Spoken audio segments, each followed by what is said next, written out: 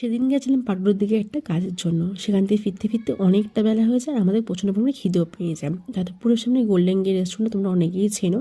তো ওকে বললাম সামনে এটাই আছে, চলো এখানে ঢুকে খাওয়া দাওয়াটা সেরে নিই। ওদের নিচে বসার জায়গা আছে, ওপরে সিটিং এরিয়া আছে, আর সিটিং একটু ফাঁকা ফাঁকাই ছিল। এত পরিমাণে খেতে পেয়েছি কি আমরা সামনের সিটে বসে পড়ি আর গিয়ে ওখানে অর্ডার করি চিকেন এগ নুডলস, আর তার সাথে অর্ডার করেছিলাম চিকেন বিরিয়ানি।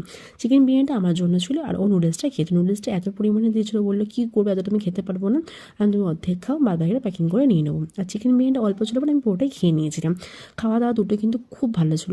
চিকেন বিরিয়ানিটা যেমন টেস্ট ছিল আর নুডলসটাও বেশ ভালো ছিল। তারপর নিচে এখানে সোডা। আর খাওয়া দাওয়া করে বাড়ি ফিরে পথে দেখলাম মেলা বসেছে বিক্রমগড়ের কাছে। আর মেলা যখন বসে তখন তো যেতে হবে। আর মেলা দেখলে আমি পাগল হয়ে যায়, না আগে থাকতে পারি না। গিয়ে ঘরের জন্য টুকটাক কিছু কাপ কিনেছিলাম, আমি প্লেট কিনেছিলাম, তারপরে বোতল কিনেছিলাম, সেগুলো তোমাদেরকে পরের ব্লগে দেখাবো। আর এই গেমটা থেকে খেলতে ইচ্ছা করছিলো। খেলার কারণটা হলো একটাই, টেডি বেয়ার যাতে জিততে পারি, বাট কিছু জিততে পারিনি আমি। তারপর ওখান থেকে মন খারাপ করে চলে গেলাম পাপড়ি চাট খেতে, যেটা খেতে দারুণ ছিল।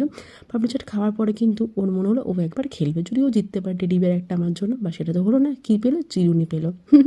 যাই হোক, এই মেলাতে প্রথমবার দেখলাম কেউ ম্যাগনেট বিক্রি করছে। তো দেখে ইচ্ছে করে ঘরের জন্য ম্যাগনেট কিনে নিই। তো আমি আমার পছন্দ মতো করে একটা ম্যাগনেট বললাম নেব। তো ও সেটা বানাচ্ছিলো। মেলা যেটা না কিনলেই না, সেটা হলো গরম গরম জিলিপি।